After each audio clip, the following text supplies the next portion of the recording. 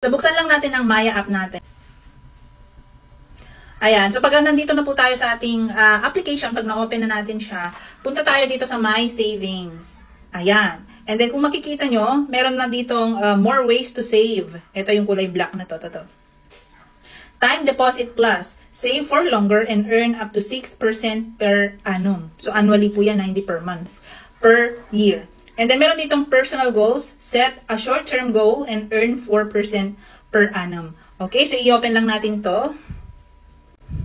Ayan, kung makikita nyo po dito, choose how you want to start saving. Create up to 5 time deposit plus and 5 personal goal accounts. Deposit anytime within your target date.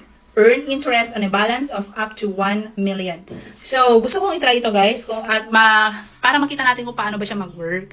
So, time deposit plus, get a boosted rate when you hit your target amount.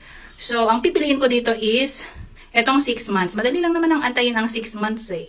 So, mag-e-end siya on July 9, 2024. Bale, ito kasi yung pinakamalaki.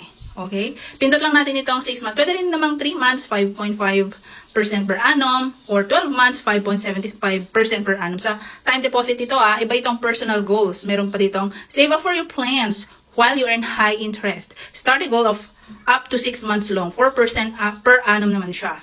So, itong time deposit ang gusto kong itry. Okay, so nakalagay dito, earn a base rate of 3.5% per annum monthly once you make an initial deposit. Earn a booster rate of 2.5% per annum monthly once you reach the target amount. So, ito pala yung target amount niya, guys. You'll start earning the booster rate when you reach this amount. You can change this later.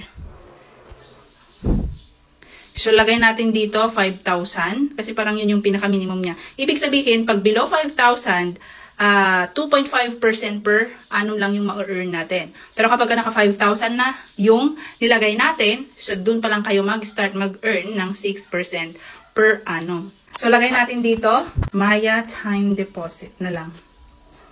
Okay?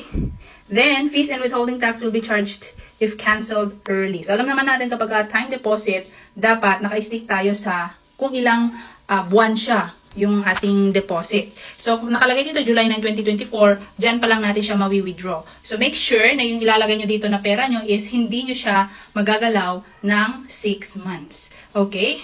So, kesa naman nakalagay lang sa alkansya, ganyan, nakalagay sa wallet, ganyan, ilagay na lang natin dito sa time deposit. Total, ano naman siya, short term lang. 6 months lang. So, pag napili na natin yon, lagay natin pindutin natin ang continue. And, ayan, base interest. Yung parang pinaka-base interest niya pag below 5,000 is 3.5 per annum. Booster. Ayan, 2.5. By confirming your goals, you agree that, ayan. Click lang natin ang confirm pag nag-agree kayo sa mga terms and conditions nila. Confirm. Your time deposit plus is ready. Okay, done. So, deposit now. Select a fund source. Lagay ko dyan, 5,000 na lang. Agad. Then, deposit. Okay, finish. So, badge unlocked, expert earner. You've hit your target amount of 5,000 and unlocked the booster rate. Enjoy higher interest rate until your end date. So, yan. Na-unlock na natin agad-agad, guys. So, ayun, nakalagay dyan, 182 days left. Okay. Account details. So, end date natin is July 9, 2024. Pwede rin pala tayong ng bank certificate. Okay, so ayan na po guys, yung ating time deposit. And, update ko kayo after 6 months pag nag-mature na yung ating time deposit from PayMaya. Okay, so I highly recommend time deposit, especially sa mga nag-aalkansya dyan, na inaamag yung mga alkansya nyo, wala namang tinutubo. I-time deposit nyo na lang, ang dami guys. Meron din sa Uno, meron din sa, mga digital banks, ganyan, basta reputable, well-established na sila. Pwede naman kayong mag-open ng time deposit ninyo for as low as 5,000 hanggang 10,000, mga ganyan. Basta yung hindi masyadong malaki naman. And then, scatter nyo siya sa mga iba't ibang digital banks. And, hindi ko sinasuggest sa inyo na ilalagay nyo lang sa sabihan nila doon, put all your eggs in one basket, di ba? Kasi pag yun nahulog, basag lahat. So, kailangang scatter natin siya sa iba't ibang financial, monetary vehicle. So, i-scatter natin siya sa iba't ibang banks, monetary instrument, mga ganun ba yun? Nakalimutan ko mga terms na ganyan.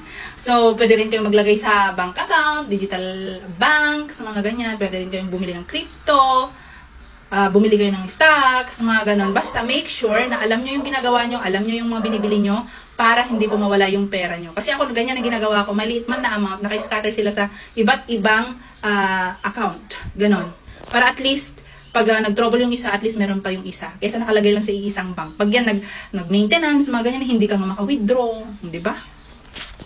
So, yun lang guys. Thank you so much for watching. And if you have questions, feel free to leave them down below and I'll try to answer them. Thank you!